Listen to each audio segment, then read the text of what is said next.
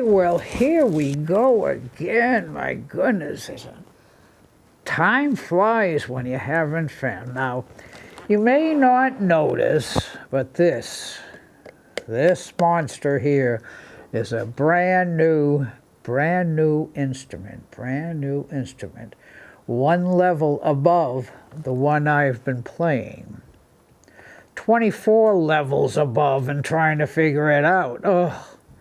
You got to be a computer program specialist, I think. But I will get it. So we're just going to use a couple of sounds today so that I don't get confused. And if you hear some, funny squeaks and squawks, well, it's not me. It's obviously the instrument. So that first tune, today is just a little dealer's choice till I get used to this foolish thing. And that first tune was called Jukebox Saturday Night. Glenn Miller Band, 1945, I believe it was. 1940, big hit on that song. I had never heard this song, and a young lady who was on this show a while back, she played this song. I said, oh, that's kind of a cool song, so guess who's been playing it? Okay, me. All right, so Jukebox Saturday Night. Well, we're going on to our next tune, and this is from 1925, called Bye Bye Blues. So let's see what we can do with this.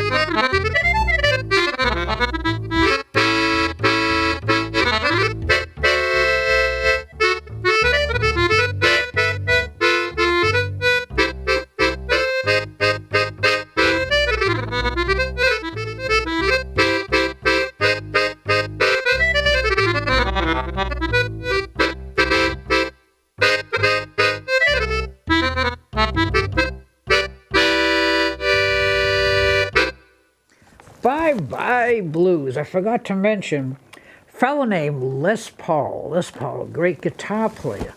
He was also an innovator in electronic recording. And his wife, Mary Ford, was a vocalist. And you've probably heard me tell this story before, but when you listen to Les Paul and Mary Ford, it's only two people. Now, this was one of the songs that they did record, and what would happen would be Les Paul would, play the guitar part, record that, then he would go back, start again on another channel, and Mary Ford would sing the song. Then they go back again, and Mary Ford would sing a harmony part. And they go back again, and she would sing a second harmony part. So by the time they get through, it sounded like, three or four people singing, and it was just one guitar and one lady. And he did a lot of that kind of recording. He sort of pioneered that whole thing, and of course they're both gone now. But so that's how that all got started. Well, this next tune is an interesting tune. There was a play, and I think it was from like 1700 something. No, I wasn't there, Austin. And it was in England, and the main character was a character named Mac Heath.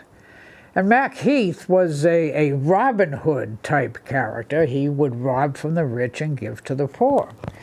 Well, around 1928 or so, some folks decided to resurrect that play. They called it the Threepenny Opera.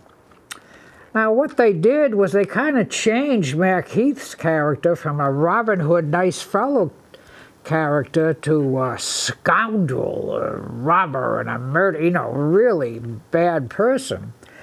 And so to introduce Mac Heath, they wrote a song.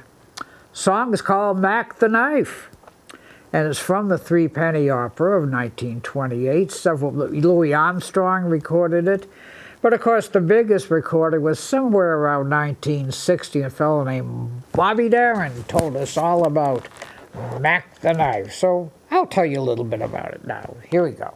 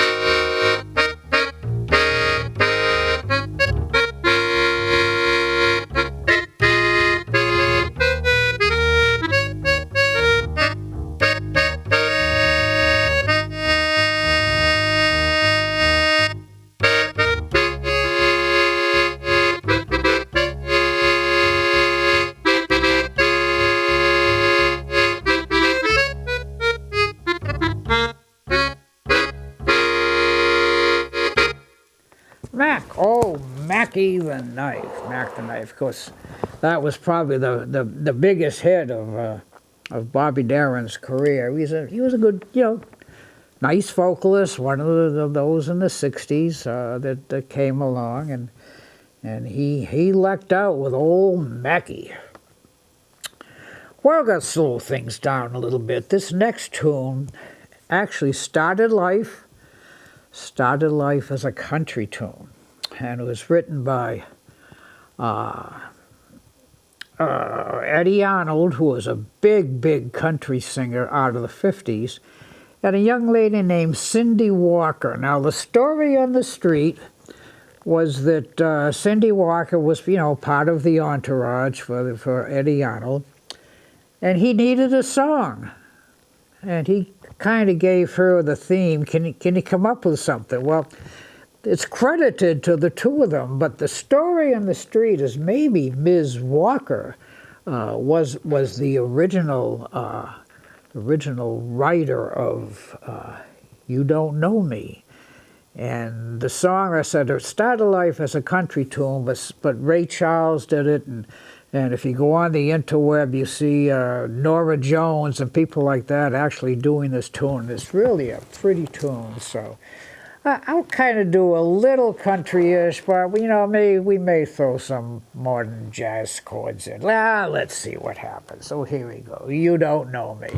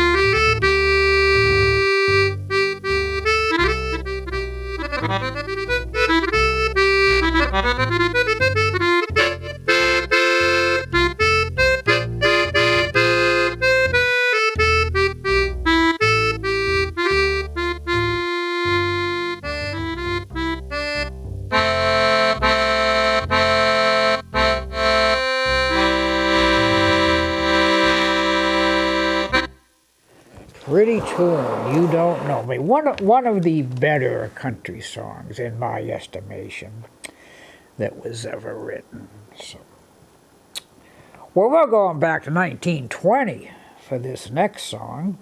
Don't know a lot about it. Doesn't seem to have a lot of history. It's called Amapola, and I'm going to try just one other little funny sound, and That's not it. You just talk amongst yourselves. We'll get it. I think it's this one here. Okay. All right. Amapola with a funny sound. Here we go.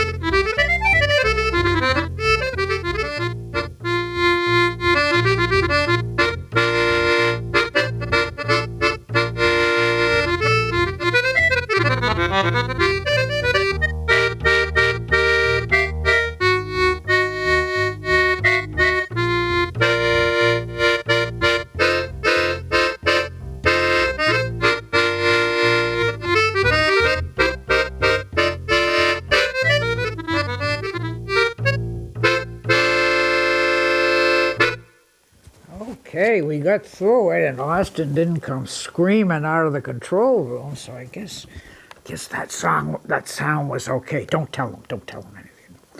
Well, you know, we got a couple of extra minutes here today. I thought maybe we would, so let's go.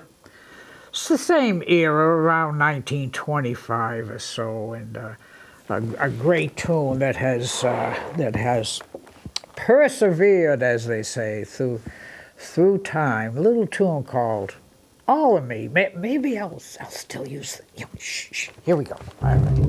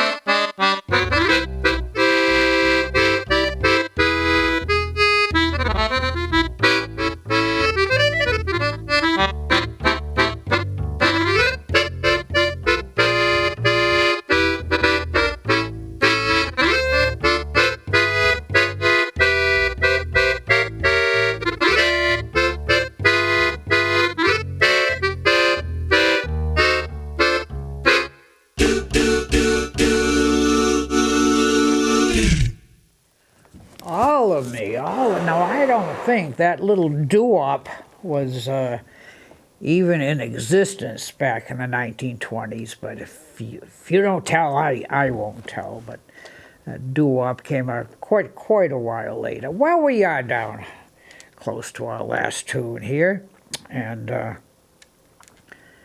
this tune, 1945, I believe it was, and it was a French song. Came from France, duh.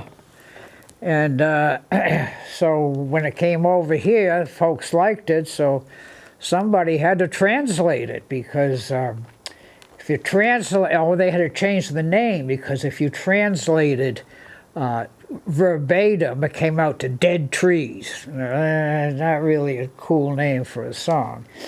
So it became, and has become, a standard. Now, a lot of people do it slow. I used to play it slow for a long time. Then I noticed the jazz guys got a hold of it and picked up the tempo a little bit, and now I play it quite off. A little tune, Autumn Leaves. Here we go.